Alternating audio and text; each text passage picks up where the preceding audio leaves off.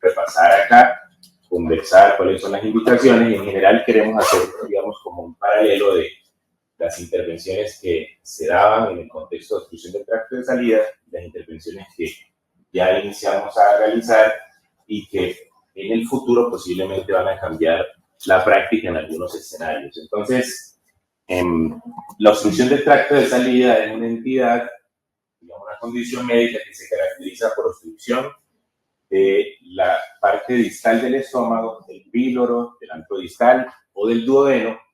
Tiene etiologías variadas, digamos, especialmente hay patologías benignas y patologías malignas que pueden producir o inducir esta, pero en general los pacientes tienen síntomas, producción de náuseas, vómitos, saciedad precoz, dolor abdominal por sobredistensión abdominal, deshidratación, desnutrición, y esto progresivamente puede llevar a la muerte a estos pacientes. Entre las causas, digamos, más comunes están las patologías benignas, que está especialmente la úlcera duodenal, especialmente pues, asociada a antiinflamatorios no esteroideos, infección por Helicobacter pylori. Esta primera, digamos, el uso ya de inhibidores de la bomba de prótenes ha venido disminuyendo de forma progresiva la aparición de esta patología benigna, pero de todos modos la infección por Helicobacter pylori y el uso de antiinflamatorios no esteroideos, especialmente en las personas mayores con patologías osteomusculares, pues esto es una causa interesante. Y desde el punto de vista malignos, de etiología maligna, vemos, por ejemplo, el cáncer pancreático, el cáncer de estómago, algunos tipos de tumores de la región biliopancreática que pueden producir obstrucción al tracto de salida.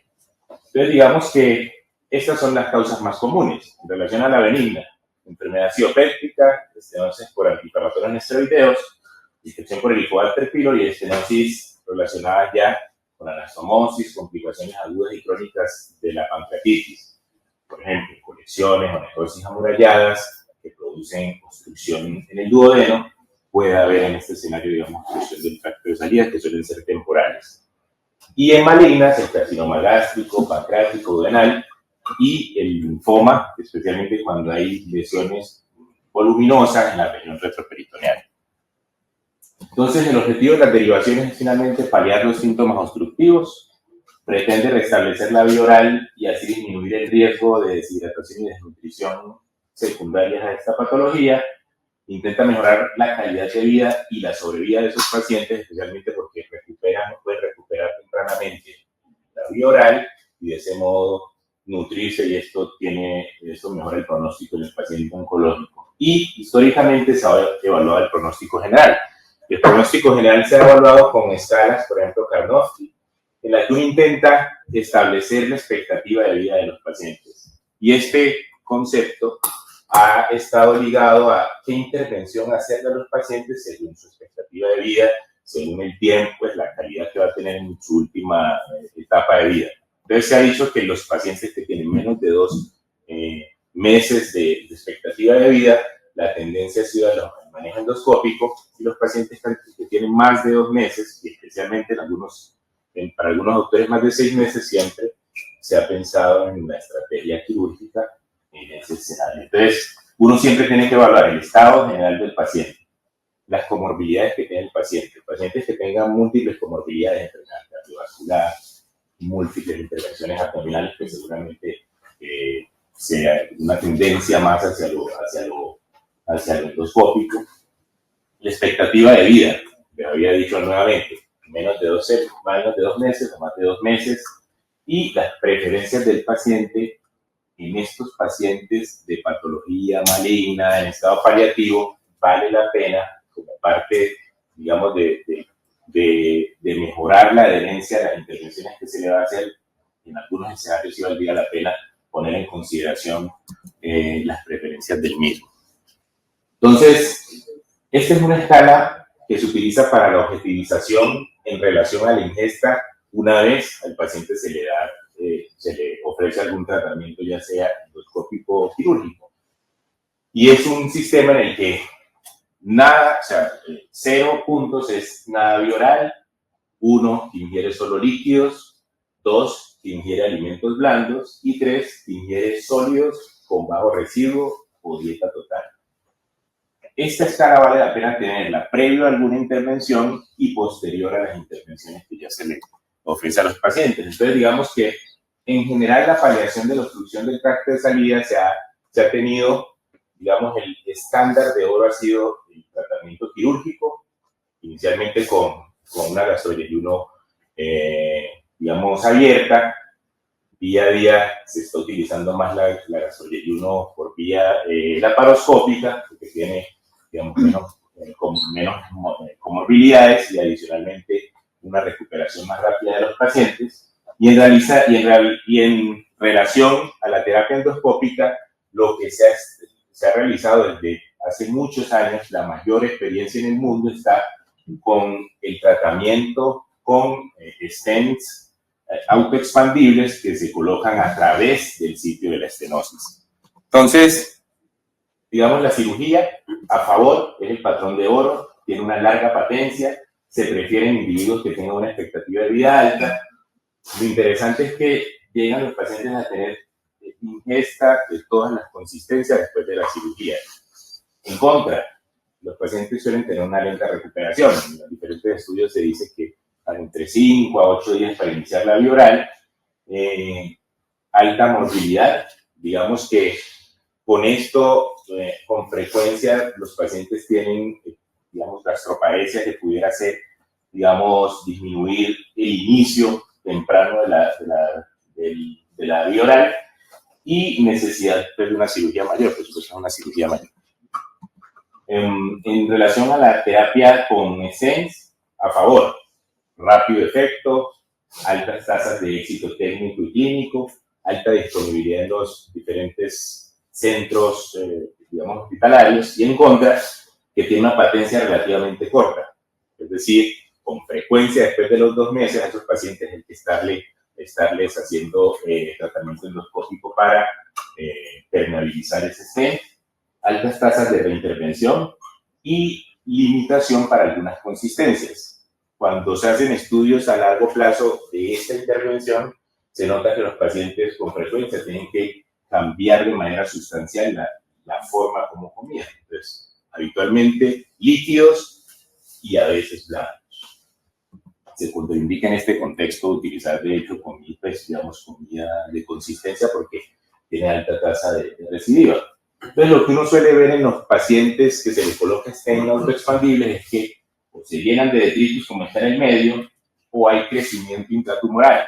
Entonces, el crecimiento intratumoral, el crecimiento intrastent, está vinculado a 2 cosas particularmente. Uno, que haya crecimiento de la neoplasia a través del stent, o 2, que haya crecimiento del tejido desmoplásico en los bordes del stent. Esto entonces con frecuencia a estos pacientes hay necesidad de colocarles otro stent o de hacerle algún plasma en el sitio donde el tejido está creciendo como para mejorar la permeabilidad del mismo, pero con frecuencia esto ocurre y esto es un problema, digamos, clínico que se ha intentado resolver con una intervención que ya es, digamos, relativamente nueva, que es la anastomosis guiada por ultrasonido endoscópico. Entonces, una anastomosis del estómago a la pared duodenal o yeyuno crea un atajo gastroyeyunal para el paso de la comida intestinal al bypass con un stent corto y cubierto, que tiene una fuerza, digamos, de aposición suficiente para no necrosar la pared y para que se mantenga, digamos, unida el estómago con el yeyuno en este caso. Provee una mayor patencia del stent en comparar, pues, con los stents. Los stents de aposición luminal son estos dispositivos que vemos aquí abajo, que tienen diferentes fuerzas de tensión, y el stent, digamos, que con más evidencia se ha utilizado en este escenario es el stent Axios, digamos, porque tiene una fuerza de aposición hasta 5 newtons. Eso es como tener 500 gramos, pues, digamos, una bolsa de solución salina de 500 gramos sostenida en la gravedad. Eso es suficientemente fuerte para sostener el estómago al yeyuno. Entonces, digamos que A favor, rapidez del efecto, altas tasas de éxito técnico y clínico, mayor valencia comparada con los SENS, y en contra, tiene menos disponibilidad en los hospitales, tiene un mayor costo, si se dice en la primera intervención en relación a los SENS, pero posiblemente en las personas que tienen, digamos, que van a tener una expectativa de vida o más tiempo de vida, seguramente eso se inicia a equiparar en el tiempo. Entonces, este es el escenario en el que nos encontramos. Ya les había comentado. Está el stent convencional. En el stent convencional, si vemos esta gráfica, vemos que la prótesis que colocamos para paliar el síntoma de los pacientes va a través del tumor. Y digamos que la paliación cuando está a través del tumor, el problema es, uno, esos stents, los stents que se han utilizado son de 8 a 12 centímetros y digamos la longitud del stent hace que disminuya el peristaltismo local. O sea, tienes 10 a 12 centímetros del duodeno en el que hay un movimiento anormal. Ahí se puede estancar, digamos, ya los alimentos y eso. Pero además, si se coloca un stent no cubierto, hay paso, digamos, del tumor, pudiera haber paso a través de las rejillas del stent, tapando el interior del stent. Y en el caso de los cubiertos, hay digamos que hay un riesgo de desplazamiento, de que el stent pues, se desplace hacia distal, pero esos cubiertos que se han hecho, esos dispositivos, tienen una parte descubierta en la parte distal que ahí también se puede llenar de tejido dermoplásico o tumor. En el ultrasonido endoscópico lo que se trata entonces es de bypasear esa zona afectada, digamos la prótesis, la posición luminal va distal a esa zona y eso le da un interés con unos dispositivos que van de 15 a 20 milímetros de diámetro y en ese sentido podemos conversar más adelante. Y el gol estándar es la cirugía, por supuesto, que genera una patencia en relación a la obstrucción del tracto de salida mayor. Entonces, el stent gastroduodenal, ya para hablar un poco más corrido de esto, son el estándar de oro cuando los pacientes tienen una pobre expectativa de vida. Hay muchos estudios comparativos entre SENS y gastrolitis quirúrgica. De hecho, hay un estudio muy interesante que publicó el doctor Castaño para el 2006, cuando trabajaba aquí en el hospital, que comparaba 35 pacientes con SENS versus 35 con gastrolitis quirúrgicas. Eso fue un estudio retrospectivo, pero de las cosas que les quiero mencionar acá es que a esos pacientes se les pudo restablecer la vía oral de forma temprana, rápida. El éxito técnico y clínico fue alto. El éxito técnico fue, por supuesto, un poco más bajo que la intervención quirúrgica, pero el éxito clínico para el inicio de la ingesta oral temprana fue mayor incluso en el grupo SENS. Entonces, en cuanto a costo-efectividad, en la evaluación a corto plazo es más costo-efectivo el SENS que todas las intervenciones, tanto quirúrgicas como ultrasonido endoscópico, pero a largo plazo posiblemente las hospitalizaciones y las reintervenciones hacen esta opción un poco más cara que el SENS. Entonces, ¿qué hace uno en la colocación del stent?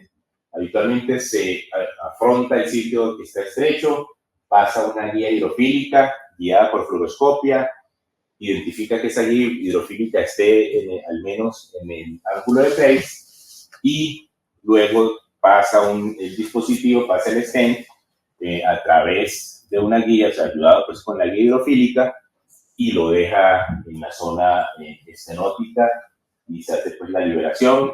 Si se quiere, se coloca medio de contraste para evaluar la permeabilidad de que sí se hizo de forma efectiva.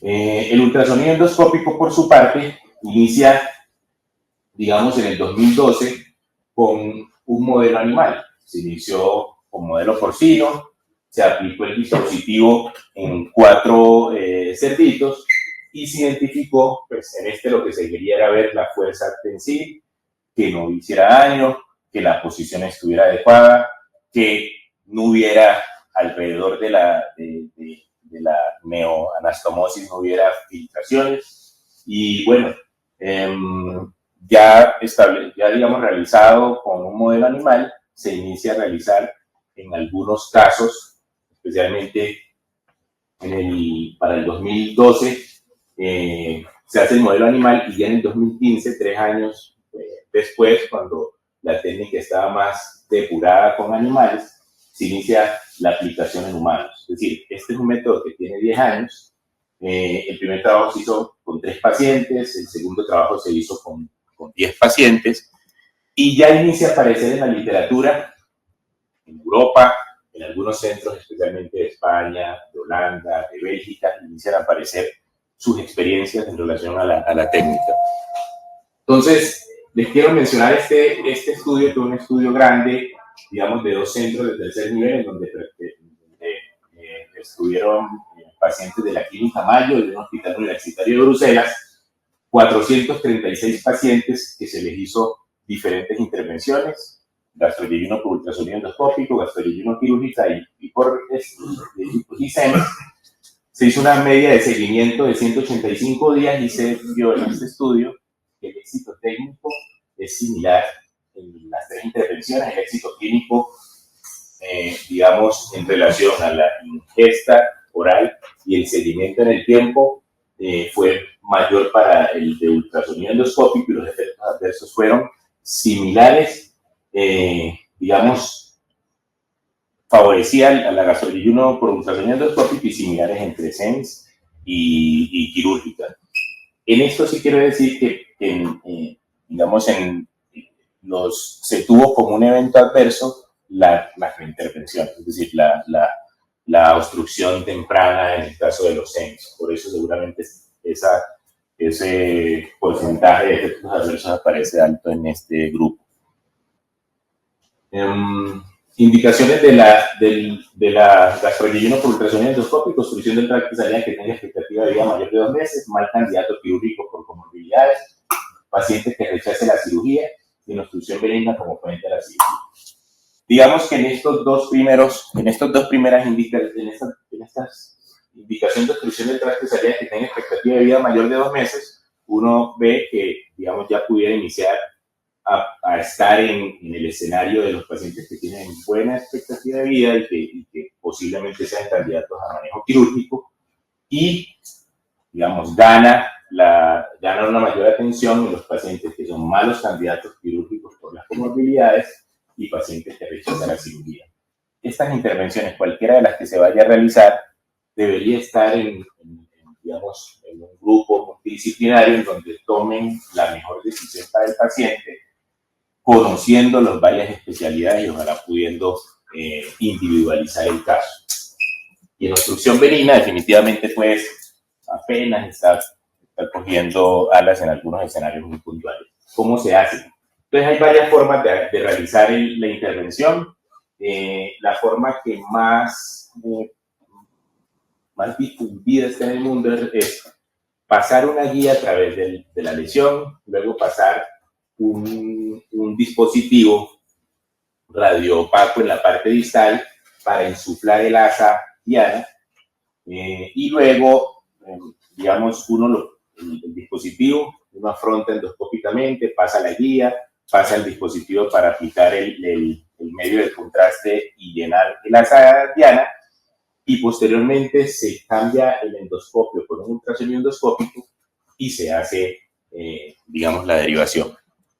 Entonces, esta es la forma como lo realizaríamos. Entonces, en este caso particularmente, utilizar un catéter nasobiliar. El catéter nasobiliar, entonces, va a la diana donde quieres hacer la intervención, lo llenas con solución salina y azul de metileno para cuando realices la posición, veas que el contenido del azul de metileno pasa al estómago y de esa manera te enteras que está en el asa donde quisiste hacer, ¿cierto? Entonces, este es un caso.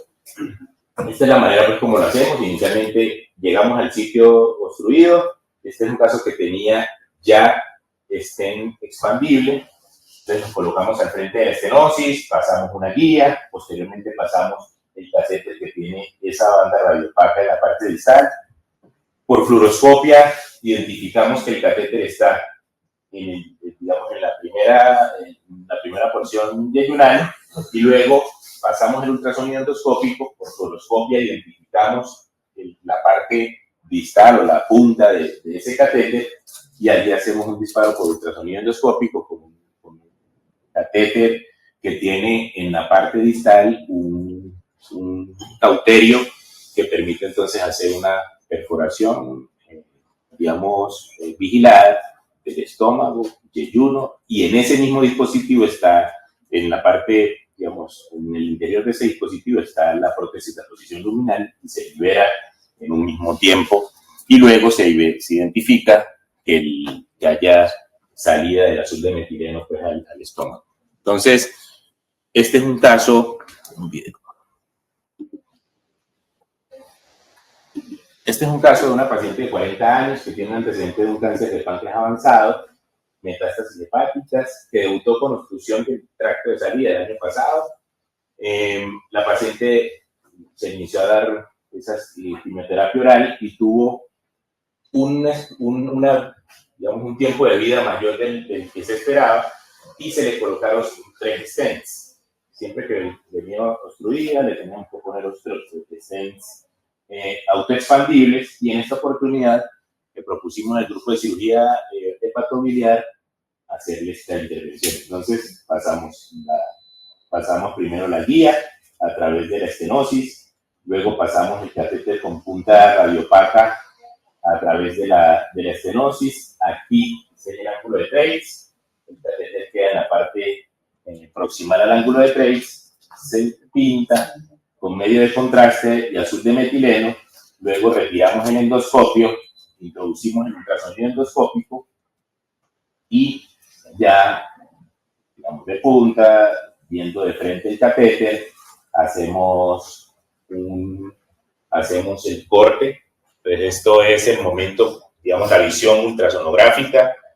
Hacemos un corte suave, lento, rompiendo estas 2 paredes. Se ve cuando el catéter está en la parte, o sea, está ya en la luz intestinal, el agua, que ya le habíamos colocado, y luego se libera la parte distal, la copa distal de ese dispositivo, y cuando tenemos la copa distal dentro del asa, entonces hacemos una pequeña tracción y liberamos la copa proximal, produciendo dicha aposición. Entonces aquí se ve cómo finaliza, digamos, el catéter, el dispositivo gastroyeyunal. Esta paciente, a partir del día siguiente, se le pudo restablecer la vía oral. Inicialmente lo hacemos con líquidos y luego todas las consistencias, excepto fibras, vegetales, Bueno. Este paciente, pues, un poco vamos a un ejemplo en patología benigna, nos llegó remitido.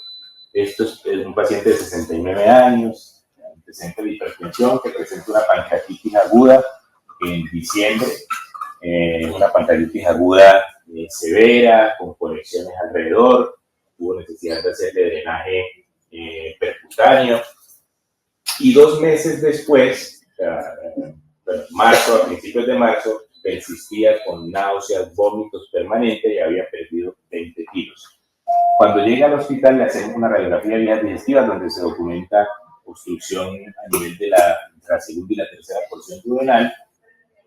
En una endoscopia no se pudo avanzar después de esa zona, y llamativo era que le realizamos una imagen para descartar que no fuera un cáncer, teniendo en cuenta la evolución 3 meses de vómitos. Había sido remitido pues como una sospecha de gastroparesia, y al hacerle los estudios no impresionaba el gastroparético, y sí se le encontró una obstrucción entre la segunda y tercera porción duodenal. En ese caso, particularmente, discutimos las posibilidades. Se le dio la posibilidad de hacerle una gastroyeyuno quirúrgica, y le dimos, digamos, las indicaciones y le comentamos el caso para ver si se podía hacer por vía de ultrasonido endoscópico, y el paciente decide entre las 2 opciones, ultrasonido endoscópico, y lo llevamos a ultrasonido endoscópico. Entonces, este caso particularmente, entonces tenía la obstrucción duodenal, luego endoscópicamente en esta segunda figura no se pudo pasar el endoscopio, luego a través de la estenosis pasamos una guía, pasamos el catéter para aplicar el medio de contraste. Aquí en este punto se ve que ya hay, digamos, la guía, está, pues pasa el trace, posteriormente pasamos el catéter al ángulo de trace, lo pintamos y le pusimos la prótesis de posición luminal. Este es la manera como se ve. Y el resultado es que este paciente, digamos, tempranamente pudimos iniciarle la vía oral, luego todas las consistencias y el paciente ya está asintomático, le hicimos radiografía de vías digestivas y resonancia de control, ya se desinflamó el páncreas y ya está programado esta semana para retirarle la prótesis de posición luminal. Entonces, cuando uno encuentra un método nuevo, siempre tiene la inquietud de que, bueno, este método nuevo es seguro, qué tanto se hace en el mundo. Entonces quise traer este estudio, es un estudio en el que hasta 2023 se evaluaron todas las complicaciones y los efectos adversos de la gastroenteroblastomosis guiada por ultrasonido endoscópico en una revisión sistemática y metaanálisis. Y en esto quiero mostrarles que hay 36 estudios en donde se evalúan más de 1.800 pacientes y se encuentra que el éxito técnico de la intervención es el 96, casi 97%, un excelente éxito clínico, y los efectos adversos van en un 13%. Los efectos adversos serios, perforación y muerte, son bajos. Digamos, la invitación es que es una técnica que se está haciendo en todos lados, que se inicia a hacer o iniciamos nuestros pininos en Colombia, y que vale la pena tenerla en cuenta, al menos conocerla, al menos discutirla en staff multidisciplinarios.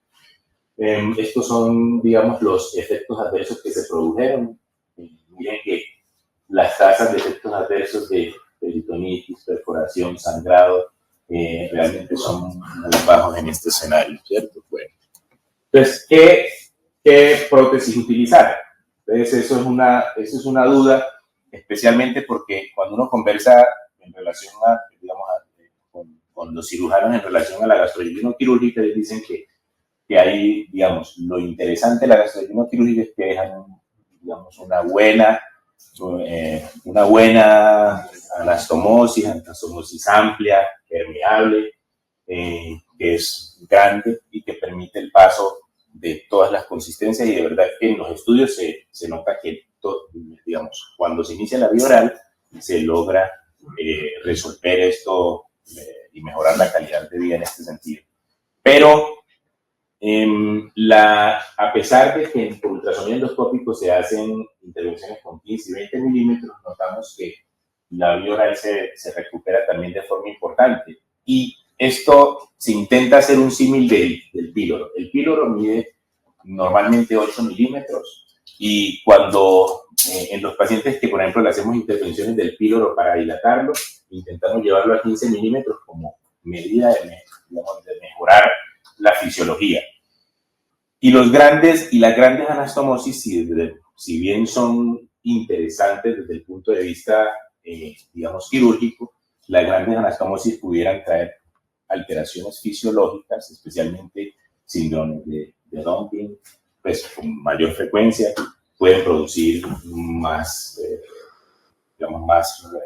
reflujo biliogástrico, que es una de las preocupaciones también, pues, de los cirujanos. En este caso, se hacen intervenciones con 15 y 20 milímetros y viene bien, y ese riesgo de reflujo se disminuye en relación a la cirugía.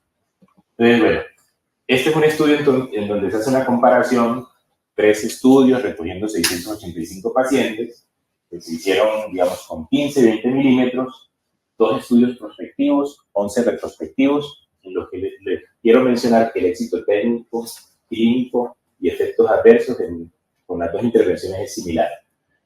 Pero con los de 20 milímetros sí, digamos, la patencia es un poco mayor en relación a 15 milímetros. Entonces, ¿qué pasa con los pacientes que tienen ascitis? Entonces se considera una contraindicación relativa debido a que la citis equipara una metástasis peritoneal. La citis puede estar asociada a focos de carcinomatosis peritoneal con obstrucción distal y la citis puede hacer separar el estómago del yeyuno. No obstante, hay un estudio retrospectivo que se comparó ultrasonido con y sin citis y el éxito técnico, clínico y efectos adversos fue similar. Esto fue un estudio solamente retrospectivo. Creo que no vale la pena con este estudio generalizar esos resultados. Pensamos que pacientes con ascitis posiblemente sean más candidatos a SENS, pero bueno, eso es lo que hay en relación a información en evidencia. Entonces, al final dejo en esta balanza, en obstrucción del tracto de salida, colocación de estén gastrodenal y prótesis de posición luminal siempre se deberían tener en consideración esos 4 elementos que contaba al principio. Estado general del paciente, comorbilidades, cuánto expectativa de vida que tiene el paciente y la experiencia que haya local con esto. Entonces, al final, quiero comentar como mensaje para llevar a casa que en la obstrucción del tracto de salida debemos hacer una evaluación inicial completa, integral, donde se evalúen esos aspectos para tomar una decisión individualizada. En expectativa de vida por debajo de 2 meses, SENS. En expectativa de vida mayor de 2 meses, equiparar según el sitio en donde estás trabajando, si gastroleyuno por ultrasonido endoscópico versus gastroleyuno quirúrgica. Las tasas de éxito clínico son similares y las reintervenciones, tanto para gastroleyuno quirúrgico como ultrasonido endoscópico, son menores que SENS. Entonces, esos eran los comentarios. Entonces, quisiera ver si tienen alguna duda, algún comentario. Muchas gracias. Bueno. Gracias por el apoyo en la charla y